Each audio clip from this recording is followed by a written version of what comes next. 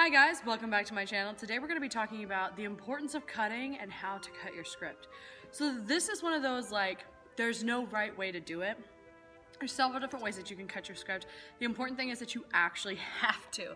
As writers, a lot of the time when we write a script, it's kind of like our baby. And then it's like somebody's coming along and telling you that your baby is ugly. Like nobody wants to hear that their baby is ugly. But you do have to cut your script because a lot of times we get so married to our characters and to the scenes that we're creating that we don't realize that it's not actually necessary. One of the techniques that I use that's actually from one of David Mamet's books on directing film is I take sticky notes and I write everything that happens within the play on different sticky notes. And then I put them up on the wall and I put them in order. And then I take each sticky note off the wall and then I say, does this story still make sense without that? And if it does, you crumple it up, you throw it away, you're done, you cut it, it's gone. And if it doesn't, then you can put it back up on the wall. And you do that with each one. So by the end, you're left with this, just what you need to make the story.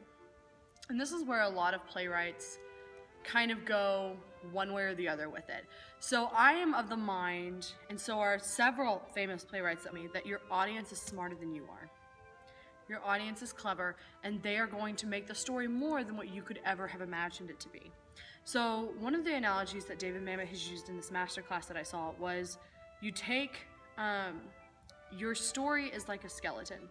You give the audience this assembled skeleton and let them put the meat on it where they want. And with that, you end up with each audience member creating it kind of like a personal experience. They fill in the plot holes with stuff that's more personal to them, and they're going to feel more with this story. And then you have playwrights that are the exact opposite, that are like, your audience is an idiot and they don't know anything, you have to explain it to them. The problem with that I feel, is the fact that you kind of alienate some of your audience that may have gotten the joke anyways, because you're over explaining it to them.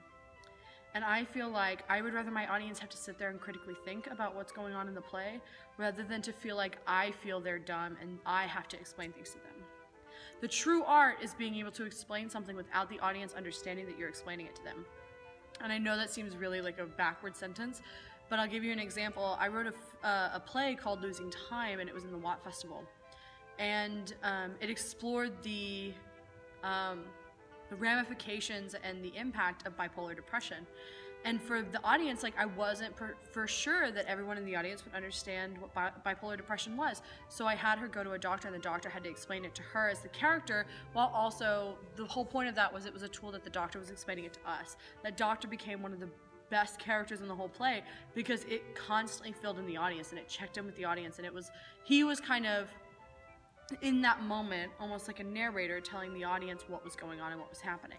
It's a very fine line that you have to toe between explaining things to your audience so they understand the play and allowing your audience to fill in the gaps for themselves. So basically it's just a big of, you have to be willing to cut, and even though I'm willing to cut myself, but then I also have to send it to somebody else because there are scenes that I just don't want to let go, that are not necessary. Especially when you're looking at different types of media. So when I wrote my first film, I had never dealt with film before, and so I had a friend that had done films regularly cut my script, and he cut so many little tiny lines, and I was like, what are you doing? They have to know that to be able to see the rest of the story. And he was like, yes, but you can tell it with a shot. You don't need dialogue for it. And so that's it kind of depends on what medium you're using, on how much you need to give your audience, but it's also a big thing of just in general of cut everything that you don't need to tell the story. If they won't get the story without this piece of information, keep it. But if they can, then get rid of it. No matter how much you love it, no matter how much it's your favorite part and it's the scene that you handcrafted and it was perfect.